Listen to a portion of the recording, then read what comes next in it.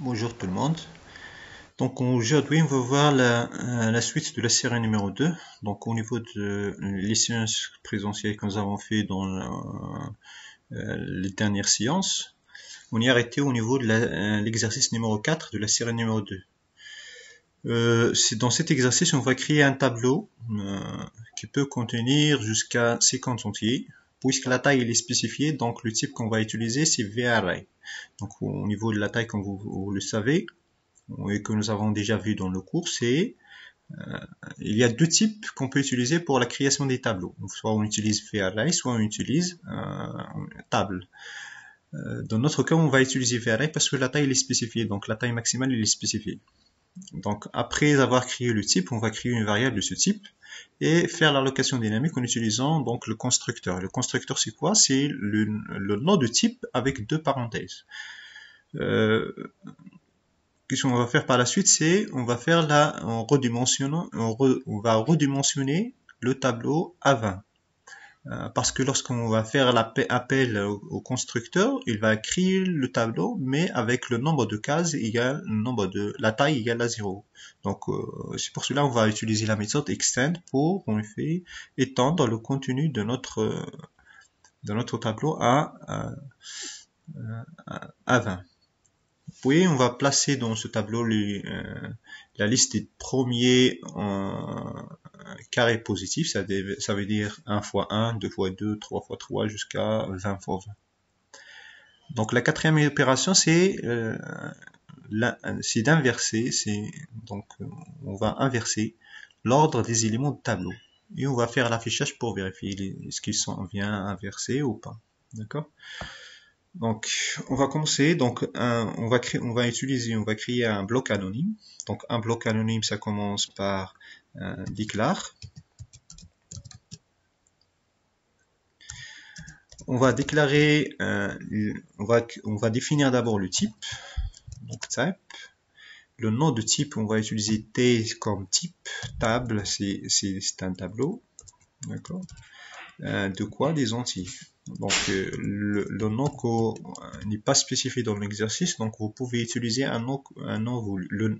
L'essentiel c'est qu'il doit respecter un ensemble de contraintes, c'est qu'il ne doit pas commencer par un chiffre, il ne doit pas contenir des espaces, il doit contenir que des chiffres et des lettres, plus dièse, dollar et soulignement. Donc ce sont les caractères qu'on peut utiliser. En plus que ça, il ne doit pas dépasser 30 caractères. Tous ces contraintes, donc au niveau du choix de l'identificateur, quel que soit le type de l'identificateur, quel que soit l'identificateur, que ce soit pour une variable, une constante, un tableau, un type, un curseur et tout ça, il doit vérifier toujours ces contraintes. Donc le type c'est t-tab entier, donc is, donc c'est quoi? C'est varray, on va utiliser le mot-clé v, donc array, pour définir notre tableau. varray de taille maximale c'est 50. Off, donc le type des éléments contenus qu'on va ranger dans le tableau, ils sont de type intégral. Puis on va créer une variable de ce type, c'est-à-dire de type tableau que nous avons créé. Donc on va l'appeler tab, où il est de type t, tab entier. Voilà. Puis on va créer une variable auxiliaire pour qu'on puisse faire l'échange, parce que lorsqu'on va inverser les éléments de tableau, pour inverser la première valeur, permettez la première valeur avec la dernière valeur, on aura besoin d'une variable auxiliaire qui est de type quoi? Le type des éléments contenant le tableau. Dans notre cas, c'est intégral.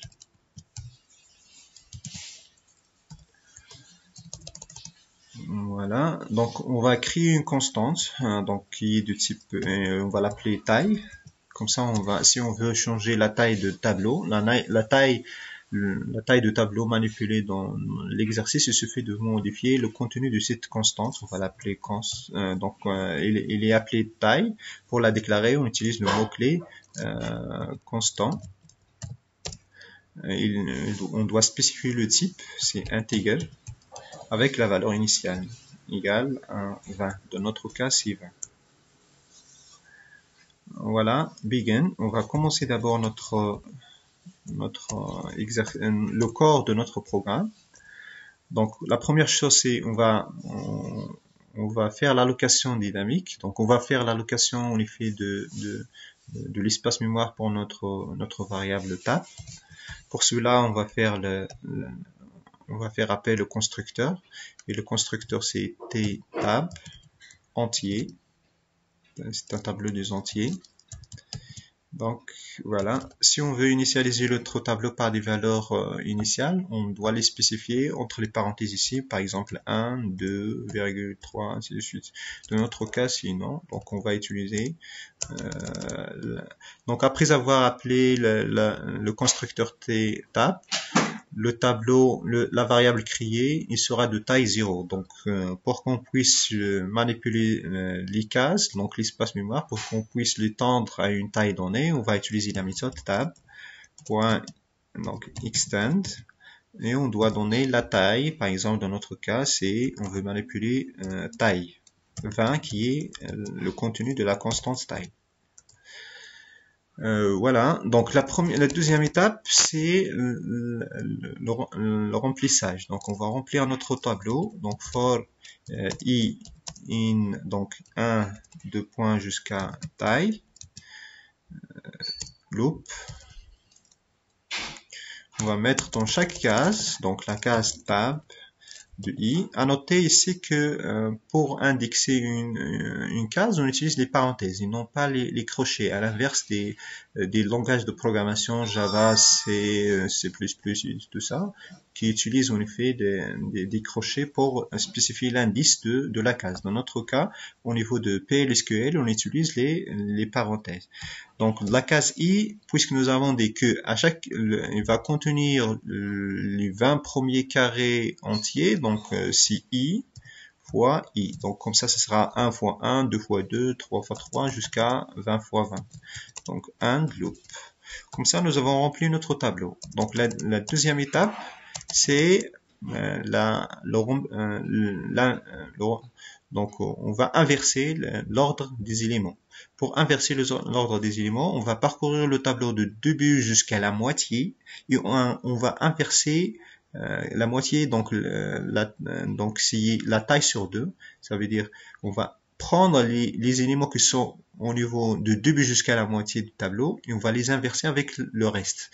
Si on fait une boucle de début jusqu'à la fin, on va inverser le tableau de début jusqu'à la moitié, puis les autres opérations, on va remettre les valeurs que nous avons déjà échangées à leur place. Donc comme ça, le tableau ne sera pas au niveau de l'affichage, on va constater qu'ils ne sont pas modifiés.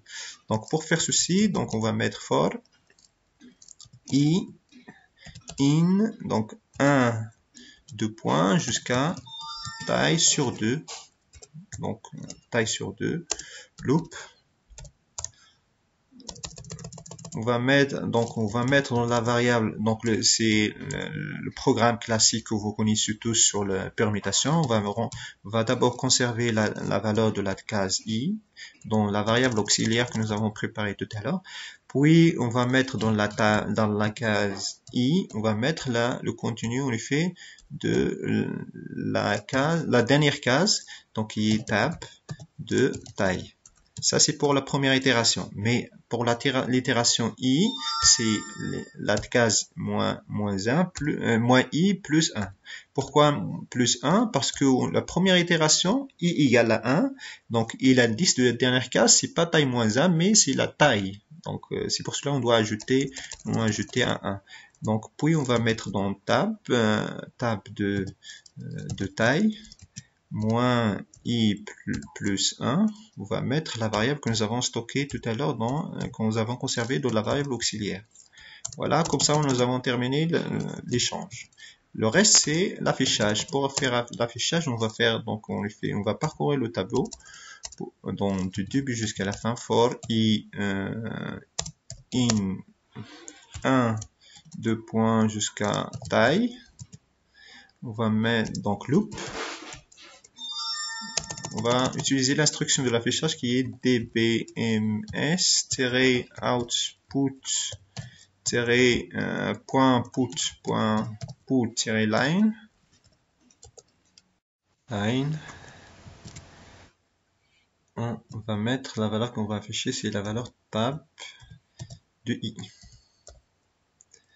Mes parenthèses, point virgule. Donc il ne faut pas oublier les points virgules à la fin, après chaque instruction. Donc à la fin de chaque instruction. Donc and loop. Voilà. Voilà, ici on a oublié loop. Donc après chaque for loop, il y a un and loop. C'est bon. Donc voilà. And la fin de programme. Bon. Donc voilà, on va vérifier. Donc nous avons créé un type tab entier is array of integer. Donc c'est un tableau qui peut contenir 50 au maximum, 50 éléments. Puis nous avons créé une variable tab qui est de type tab tab entier. Puis nous avons créé une variable auxiliaire qu'on va utiliser dans la permutation des éléments pour qu'on puisse inverser les éléments de tableau. Donc la première instruction consiste à faire appel au constructeur, c'est la déclaration dynamique. Donc après l'appel au constructeur, on va étendre la taille de tableau à 20. Donc taille, la taille c'est une constante qui est à la 20. Parce que après l'appel constructeur, nous avons dit c'est la taille du tableau est égale à 0. Pour qu'on puisse ranger des valeurs, mettre de valeurs dedans, donc on doit étendre sa taille. Voilà, après avoir mis les valeurs dans replay au tableau, on va les verser. Nous avons dit qu'il faut aller de 1 jusqu'à taille sur 2, loop. Donc la première chose, ça c'est algorithme classique de permutation auxiliaire, tab i, puis tab de i égale, ainsi de suite. D'accord? Et ça c'est pour l'affichage pour qu'on puisse vérifier notre programme.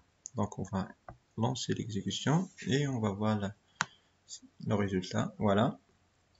Comme vous pouvez le voir, donc la première case contient 400, donc c'est le contenu de la dernière case qui était 20 fois 20, ainsi de suite. Et la première case au début, il contient 1, maintenant c'est la dernière case, il contient 1. Donc voilà, merci.